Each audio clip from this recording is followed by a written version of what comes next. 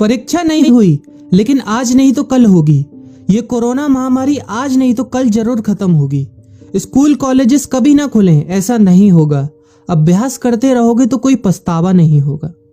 Corona महामारी के चलते इस समय स्कूल और कॉलेजेस बंद पड़े हैं, जिसके चलते विद्यार्थियों में पढ़ाई के प्रति लापरवाही देखी जा रही है।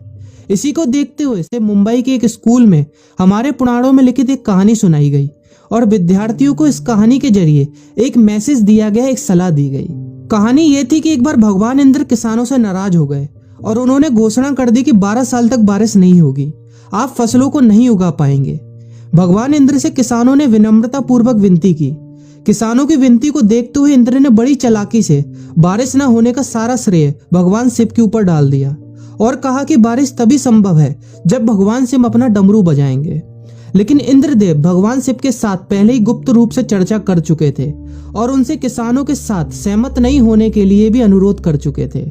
जब किसान भगवान शिव के पास बारिश के लिए विनती करने के लिए गए तो उन्होंने भी कह दिया कि बारिश तभी होगी जब मैं 12 साल बाद अपना डमरू बजाऊंगा। निराश होकर वापस लौटते किसानों ने 12 साल तक इंतजार करने का फैसला किया। लेकिन उनमें से एक किसान वापस लौटकर नियमित रूप से अपना काम कर रहा था, खेती कर रहा था, यहाँ तक कि बीज भी बो रहा था। अन्य किसानों ने यह देखकर उस किसान का मजाक उड़ाना चालू कर दिया। कुछ किसानों ने उससे पूछा भी कि आप अपना समय और ऊर्जा क्यों बर्बाद कर रहे हैं, जबकि आप जानते हैं कि 12 साल तक बारिश नहीं होने वाली।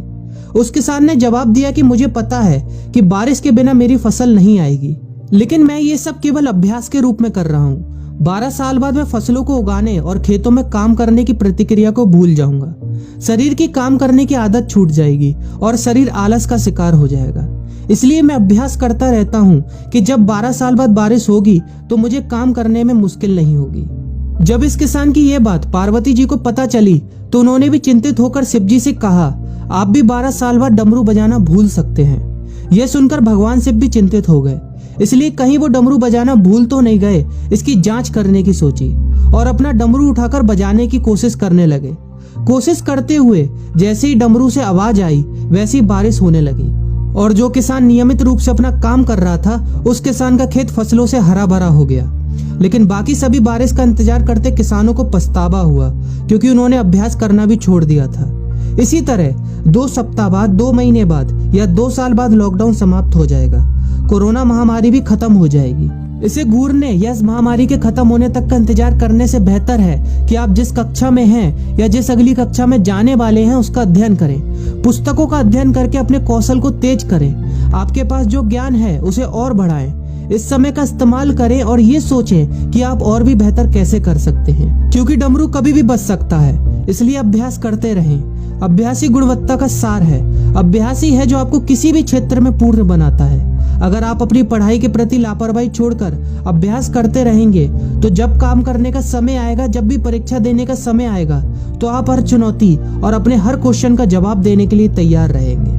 अपना ध्यान रखें और अपनों का ख्याल रखें, क्योंकि कोरोना भी गया नहीं है। घर पर ही रहने की कोशिश करें ताकि आप भी और अन्य भी सुरक्षित रहें और नियमित रूप से अभ्यास करते रहें, क्योंकि डमरू कभी भी बच सकता है। वीडियो अच्छी लगी हो तो वीडियो को लाइक और अपने फ्रेंड्स के साथ शेयर करना मत भूलिएगा। और अगर आप एक पेरेंट हैं तो आप भी अपने बच्चों के साथ इस वीडियो को शेयर करना मत भूलिएगा।